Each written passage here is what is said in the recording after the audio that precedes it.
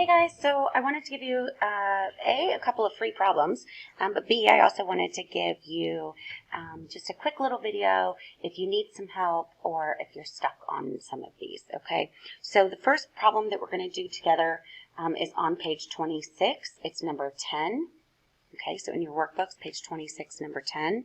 And the second question that we're going to work on or do together is on page 34. We're actually going to do number 8 together. Okay, so again, number 10, and then on page 34, number 8. All right, so on page 26, okay, we have a word problem, and we just have to solve it, okay? Jason drops a ball from a balcony. The height of the ball is represented by this equation, where y represents the height, and x represents the number of seconds that pass. After approximately how many seconds will the ball reach the ground? The ball is going to reach the ground when the height is equal to 0. Okay, and remember, height is what y stood for. So we're just going to write this equation with a 0 next to it. Oh, my pencil broke. So 4.9, negative 4.9x squared plus 9.8 equals 0. And since I don't have a middle term, I'm just going to go ahead and move this over. And I can go ahead and just solve by using square roots. So negative 9.8. I'm going to divide by negative 4.9. And I get x squared equal to negative 9.8 divided by negative 4.9 is going to be a positive 2. Since x squared equals 2, x is going to equal positive or negative root 2. Now, x, remember, represents the number of seconds, and so obviously we're not going back in time. Wouldn't it be nice if we could? But we're not, and so we're definitely only going to use the positive square root of 2. Okay, so the answer that fits the word problem is the positive one. And when you type in the square root of 2 on your calculator, you should get 1.414-ish, which would be letter B. Okay? All right, let's go look at number 8 from page 34.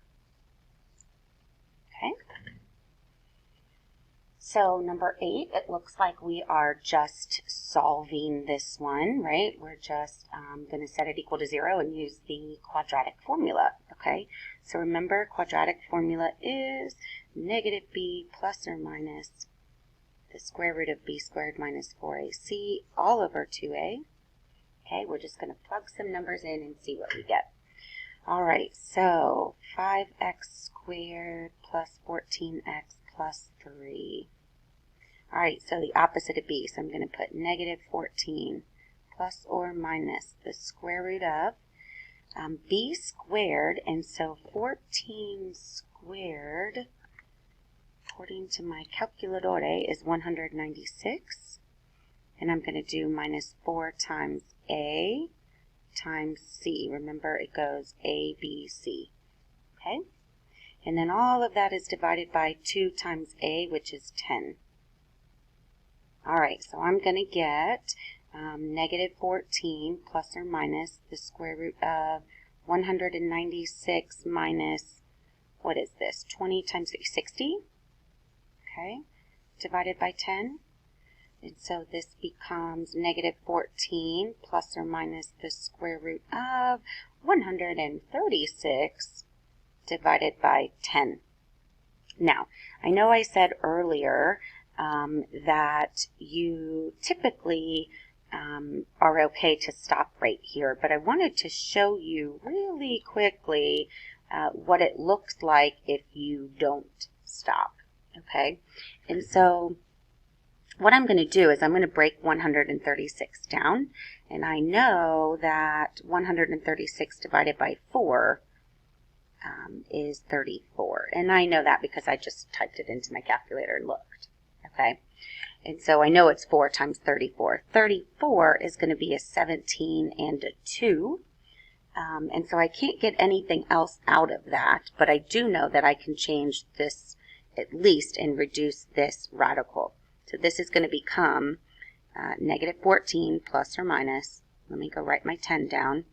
So this square root of 136, I'm going to break it down to the square root of 4 times 34. And since I know the square root of 4 is 2, I'm going to put 2 root 34. Okay? Total side note, let me go get a sticky note, because we are going to start simplifying these a little bit later on. Okay, but just as a side note, this can be written even simpler. Okay, so if I pulled this apart, negative 14 over 10 plus or minus 2 root 34 over 10. Remember, when you add fractions, as long as the denominator is the same, you just add the numerator. So all I did was take this and write it separately. Okay, I just pulled it apart. You can reduce this fraction and this fraction right here. And so 14 divided by 14 tenths can reduce to negative 7 over 5. And then you have to be careful because this 34 is under the radical sign. It's getting square rooted, and so you kind of ignore it. And so 2 tenths will get simplified to a 1/5. And so you can just write root 34 over 5. And then if you want to smush them back together again, when you add fractions, as long as the denominator is same, you just add or subtract the tops. So this gets written as negative 7 plus or minus root 34 divided by 5. So this can be simplified to here. Okay, for those of you that like shortcuts to all of that, okay, you can just look at what you have and be like, oh, check it out. I can divide this by 2, make it a negative 7, divide this by 2, and divide this by 2. But so it kind of goes into both. Okay, and then you just write your final answer nice and pretty. So negative 7 plus or minus root 34 divided by 5. So I'm hoping that those 2 extra questions may help a little bit from today. Again, I gave you free stuff, and then if you need to watch this again because maybe something got you stuck or something, hopefully this can help. Don't forget to shoot me an email if you have any questions.